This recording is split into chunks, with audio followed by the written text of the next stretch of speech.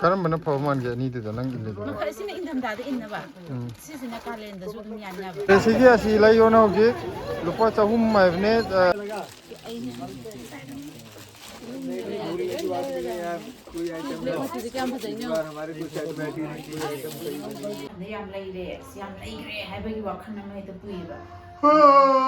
Hakam se lena wari tu tahu.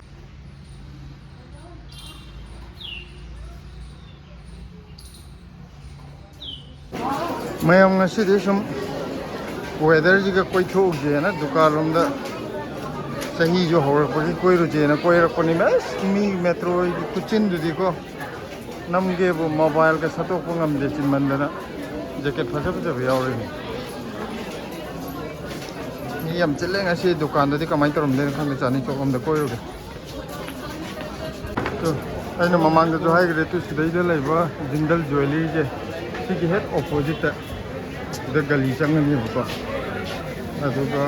sigi gali da ne ba ko ni pole je sudana gali jamban da pakki ja thari the bakery hole ba gali je si mani ne sang de ne ko ni to tele ni da no to mamang da ina bake utki da sidai sigi bake yam leina bni me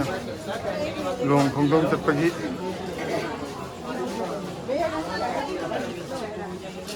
si gali je sumchang de ne hojik jindal jewelry thab do adu digi opposite sida jubek mayam le re sanna gam chumna khara adum changbiro ano lak to bo hoira ga di duga tu sida da mang da gi ras thare si gali je changdu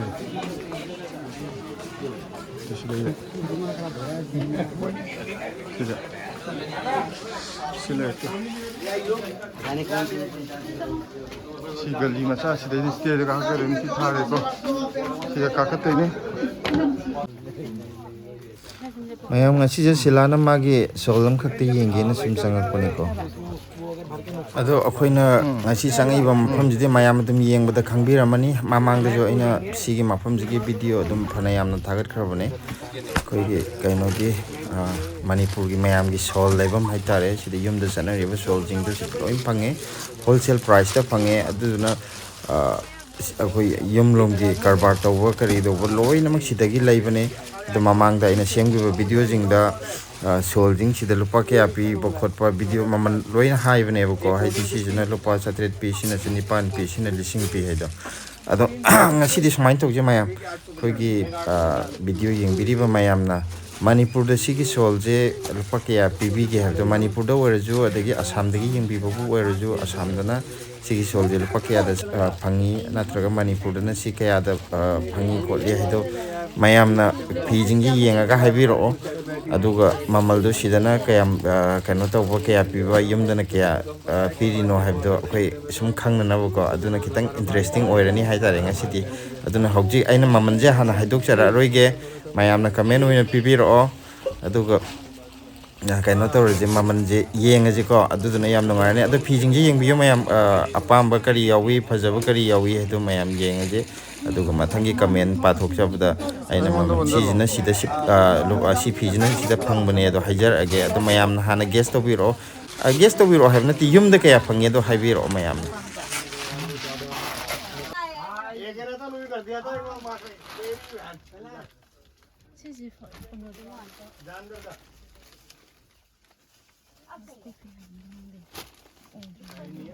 nang na hoji kanu tari do adu hangge jay maman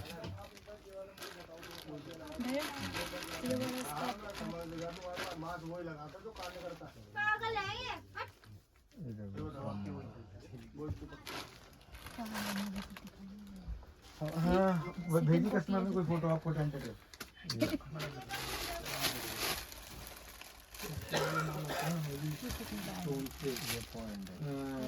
कपड़ा दिखिए अपना ये second copy ऐसे कुछ बोलते हैं ना क्या बोलते हैं आप ये क्या उसका क्या बोलते हैं बोलो गुच्ची हाँ गुच्ची हाँ वही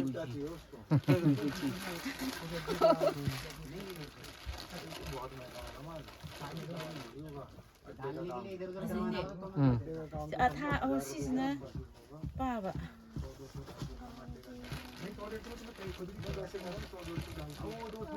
ꯀꯔꯝꯕꯅ ꯐꯕ ꯃꯥꯟꯒꯦ ꯑꯅꯤꯗꯨꯗ ꯅꯪ ꯏꯜꯂꯤꯗꯣ ꯃꯈꯜꯁꯤꯅ ꯏꯪꯊꯝꯊꯥꯗ ꯏꯟꯅꯕ ꯁꯤꯁꯤꯅ ꯀꯥꯂꯦꯟꯗꯁꯨ ꯑꯗꯨꯝ ꯌꯥꯟꯅꯕ ꯍꯥꯏꯗꯤ ꯊꯥꯔꯒꯗꯤ ꯀꯥꯂꯦꯟꯗꯗꯤ ꯅꯨꯡꯉꯥꯏꯔꯔꯣꯏꯗꯅ ꯍꯥꯏꯗꯤ ꯃꯥꯒꯤꯗꯤ ꯄꯣꯠꯁꯦ ꯄꯤꯛꯇꯛꯅ ꯂꯣꯏ ꯂꯥꯛꯑꯦꯕ ꯑꯗꯨꯅ ꯐꯩꯌꯦ ꯄꯤꯛꯄꯗꯨꯅ ꯍꯥꯏꯗꯤ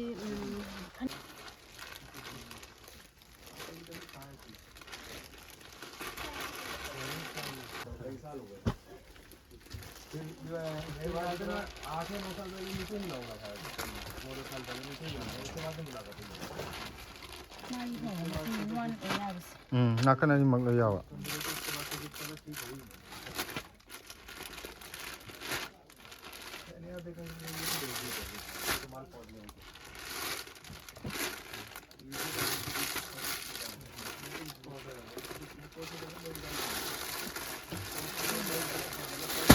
ꯍꯥꯏꯐꯦꯠꯇꯤ ꯃꯥꯟꯕꯀꯣ ꯑꯩꯅ ꯑꯍꯥꯟꯕ ꯎꯕꯗꯁꯨ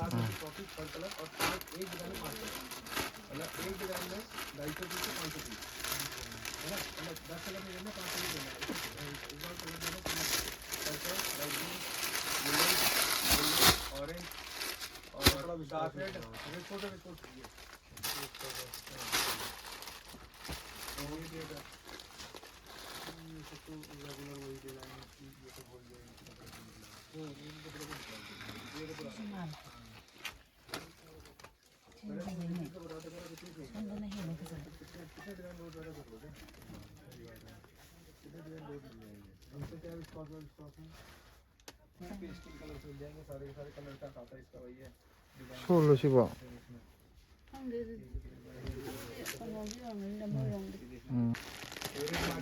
ꯑꯗꯨ ꯑꯣꯏꯔꯝꯒꯅꯤ ꯅꯣꯏ ꯅꯅꯥꯎꯒꯤ ꯂꯩꯒꯦ ꯇꯧꯔꯒ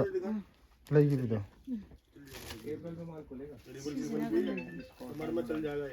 sini ana udah desain ini ana teman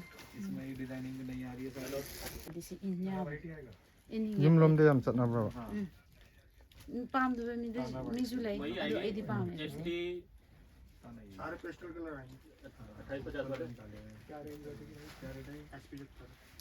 ꯁꯤꯒꯤ ꯑꯁꯤ ꯂꯩꯌꯣꯅ ꯍꯧꯖꯤꯛ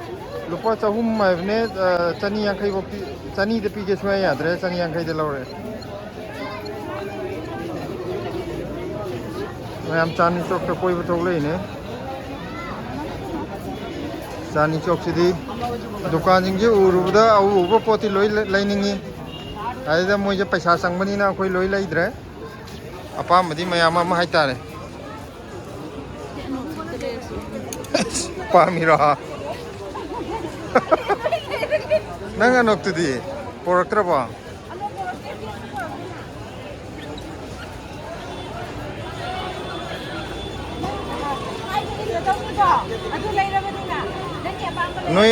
ꯅꯣꯏ ꯑꯅꯤꯒꯤ ꯑꯃꯃꯝ ꯂꯩꯔꯝꯅꯤꯀꯣ ꯅꯪ ꯁꯣ ꯂꯩꯔꯤꯗꯨꯗꯤ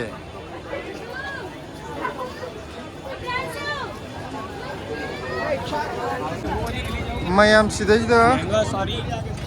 ꯀꯩꯅꯣ ꯇꯧꯕꯁꯤꯁꯨꯀꯣ ꯂꯝꯕꯤ ꯂꯥꯟꯕꯁꯨ ꯊꯕꯛ ꯑꯃꯅꯦ ꯔꯤꯛꯁꯥ ꯉꯥꯛꯇ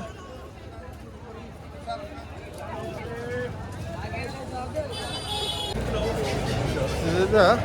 ꯀꯩꯗꯧꯔꯒꯦ ꯔꯤꯛꯁꯥꯅ ꯇꯨꯡꯗꯩ ꯋꯥꯏꯔꯛꯀꯅꯤꯀꯣ ꯚꯤꯗꯤꯑꯣ ꯅꯝꯕ꯭ꯔꯕ ꯊꯨꯟꯗ ꯋꯥꯏꯒꯦꯗꯅ ꯍꯜꯂꯣ ꯃꯌꯥꯝ ꯉꯁꯤ ꯃꯥꯔꯀꯦꯠ ꯆꯠꯂꯨꯕꯗ ꯑꯩꯈꯣꯏ ꯀꯩꯀꯩ ꯂꯧꯔꯛꯑꯦꯗꯣ ꯍꯥꯏꯐꯦꯠ ꯎꯠꯆꯔꯛꯑꯒꯦ ꯁꯤꯂꯥꯒ ꯊꯣꯏꯊꯣꯏꯒꯁꯦ ꯂꯦꯛꯊꯗꯣꯔꯦꯅ ꯈꯗ꯭ꯔꯛ ꯇꯧꯔꯒ ꯄꯨꯔꯒ ꯉꯁꯤꯗꯤ ꯐ꯭ꯔꯤ ꯑꯃ ꯂꯩꯍꯜꯂꯛꯑꯦ ꯑꯩꯅ ꯁꯤꯗ ꯂꯩꯔꯒ ꯁꯤꯒꯤ ꯃꯆꯨ ꯂꯩꯔꯤꯁꯦ ꯑꯇꯩꯒꯤ ꯀꯩꯝ ꯅꯠꯇꯦ ꯀꯩꯅꯣ ꯏꯪꯊꯝꯊꯥ ꯃꯇꯝꯗꯅꯦ ꯀꯩꯅꯣ ꯆꯠꯄꯗꯣ ꯄ꯭ꯔꯣꯇꯦꯁ ꯆꯠꯄꯗꯣ ꯑꯗꯨꯗ ꯅꯨꯡꯉꯥꯏꯇꯦ ꯑꯗꯨꯒꯤ ꯅꯪꯗꯤ ꯑꯩꯈꯣꯏ ꯀꯩꯅꯣ ꯇꯧꯔꯗꯤ ꯄ꯭ꯔꯣꯇꯦꯁ ꯆꯠꯇ ꯌꯥꯗꯦ ꯍꯥꯏꯕꯒꯤ ꯃꯑꯣꯡꯅꯤꯅꯦ ꯆꯠꯇꯕ ꯌꯥꯗꯦ ꯑꯩꯗꯤ ꯆꯠꯇꯕ ꯌꯥꯗꯦ ꯅꯠꯇꯦꯗ ꯆꯠꯇ ꯌꯥꯗꯦ ꯍꯥꯏꯕꯒꯤ ꯑꯥꯊ꯭ꯔꯗꯤ ꯄ꯭ꯔꯣꯇꯦꯁꯁꯦ ꯌꯥꯝꯅ ꯂꯩꯗꯣꯔꯤ ꯍꯥꯏꯕꯒꯤ ꯃꯑꯣꯡꯅꯦ ꯍꯥꯏꯕꯅꯤꯗ ꯑꯩꯅ ꯍꯥꯏꯅꯤꯡꯉꯤꯗꯤ ꯍꯦꯛ ꯂꯩꯔꯛꯄꯒ ꯑꯗꯨꯝ ꯇꯣꯡꯉ ꯂꯥꯛꯑꯦꯕ ꯃꯥꯁꯦ ꯑꯗꯨꯒ ꯁꯤꯒꯤ ꯌꯥꯝ ꯅꯣꯛꯅꯤꯡꯕ ꯋꯥꯔꯤ ꯑꯃꯅ ꯃꯥꯏ ꯈꯣꯡꯎꯞꯁꯦ ꯂꯧꯊꯣꯛꯑꯒꯅꯦ ꯆꯥꯕ꯭ꯔꯥ ꯌꯦꯡꯕ ꯑꯗꯩꯗꯅꯦ ꯃꯥꯏ ꯈꯣꯡꯎꯞꯇꯣ ꯇꯣꯡꯗꯕꯤꯗ ꯁꯤ ꯁꯨꯝ ꯇꯣꯡꯉ ꯂꯥꯛꯑꯦ ꯂꯧꯊꯣꯛꯀꯦꯒ ꯌꯥꯗꯕ ꯃꯥꯅꯦ ꯆꯥꯕ꯭ꯔꯥ ꯌꯦꯡꯉꯕꯒꯤꯗꯨꯗ ꯑꯗꯨꯝ ꯇꯣꯡꯉ ꯂꯥꯛꯑꯦ ꯑꯗꯨꯅ ꯁꯤ ꯆꯦꯔꯪꯁꯤꯗ ꯃꯥꯒꯤ ꯍꯥꯟꯅ ꯇꯣꯡꯉ ꯆꯠꯄꯗꯨꯅ ꯄꯦꯛꯀꯤꯡ ꯇꯧꯔ ꯂꯥꯛꯑꯦ ꯑꯗꯨꯗꯨꯒ ꯇꯨ ꯁꯤꯁꯤꯃꯒ ꯂꯩꯔꯛꯑꯦ ꯑꯝꯇ ꯑꯁ ꯄꯦꯇꯤꯁꯨ ꯂꯩꯔꯛꯏꯅꯦ ꯆꯨꯝꯃꯤꯅꯦ ꯃꯥꯏ ꯀꯩꯅꯣꯗꯣ ꯅꯥꯒꯤ ꯎꯞꯅꯕꯗꯣ ꯑꯝꯇ ꯐꯖꯕ꯭ꯔꯥ ꯌꯦꯡꯍꯜꯂꯁꯤꯁꯦ ꯄꯦꯇꯤ ꯑꯃꯒ ꯂꯩꯔꯛꯑꯦ ꯑꯗꯣ ꯃꯥꯒꯤ ꯌꯥꯝ ꯂꯩꯔꯛꯇ꯭ꯔꯥ ꯃꯥꯏ ꯖꯤꯟꯁ ꯈꯣꯡꯒ꯭ꯔꯥꯎ ꯅꯍꯥꯟ ꯂꯩꯕꯗꯨꯒ ꯀꯃꯥꯏꯅ ꯇꯧꯕꯅꯣ ꯑꯗꯨ ꯐꯥꯅꯅꯕ ꯄꯦꯇꯤ ꯑꯃ ꯀꯃꯥꯏꯅ ꯇꯧꯒꯦ mana mang khre อันนี้ปามเจอร์บ่ ma si pe ti je phasa dre mo flower 就有哎， flower je ACP je phasa bre mo me จ้า cha ma su ni มายามนะขัดรักตัวแล้วมายามนะมายามศิลาเนี่ยมันขัดรักตัวน้ำนั่นแหละเลยสิ lai lai dre ru ma ko de gin asi na am ba phim lai bi re man ไอ้มานานยี่ปีมตะเลยเดือนเนี่ย ki khara phasa ba ma พี่พะจาวะให้เกียรติให้โยถอยๆหน่อยเลยคมจะเลยถอยๆอันตันโดน ma ki je to chen ne em phasa dre mo phasa ba cha ma su hai de ni ga se ni pam je แล้วจะซ้ำสุกเอาหรอ lai nga ni je ga ko nong dai da na อืม tam de cha ma su su o de ni je phasa 咪咪 แม่ให้ดีบอร์เดอร์นี่นะปั๊มใจก่อน 哎，空干男同 border รักษาแล้วว่า border รักษาแล้วมายามเด็กคุณนะว่า คุณว่าสุดเลยเขาเออไอ้ดีบอร์เดอร์นี่นะปั๊มให้ดีมาใช้นานประมาณแบบบอร์เดอร์นี่นะนั่นคือนะไอ้ดีบอร์เดอร์นี่นะปั๊มอันนี้ไล่ลงจะมาถูกไอ้ยูนี่สุดปั๊มจะได้แบบติดตัวแล้วก็ตัวเสียนะปั๊ม ยังไงล่ะยังไงล่ะ 咪咪阿美就空干男同不给就那么哎种哎，Betty 学了个喇叭呢。 my jeans to khitang nanda ge to we na khaga nanda re ena ma ki kaino je bel chi ma ma le rak pa du du gi ne man ha ge เช่เสร็จแล้ว 拍这样拍这样。 สมัยนั้นเนี่ยมาแต่อมอันนี้อมซุ่มยาวกันนะตรดีปุลเปลย์นะพิชาเลยตีแบบพวกการเลยตีหากันนี่ไอ้ที่ไม่ว่าคันได้ยามเลยเด้ยามเลยเร่ให้ไปว่าคันนั้นไม่ตะปุยแบบ hakam se le na wari du ta de มารักตัวเนี่ยอมซุ่มยาวเขาบ้าน khadrak to man sum le le ma da ทำยังไงเลยไปหาอะไรมา mayam ngasi yo ne ti video je matang je lo shalage video je am changi do re bye mayam video je lo shalage ta ro ga tu thoi na mai jeans tu ne na pu thore มาบ้านดูหรอ thoi ki jeans yam phajai machu ji masai yam na le aina ju pam jai yam mai gi leiba matam de yam pam na legi bu do 这个 kai no du bo เป็นพวก โอ้พี่ยมบัมเดอร์มาคาแต่มาตุ้มมัมตารัมบะอะตุมานะไม่แกนโนเนสมาตุ้มชนะเนี่ยนะปูรีลาวรี ใช่ว่าจะกันอ่ะ อามาตะกิดเด โอ้ 拍这也是的，也路。 นังกี้แกนโนตัวเดพี่ลาวรมาก็ค่อยมาทักยิงอีดนะอะเดได้เด 是的吧？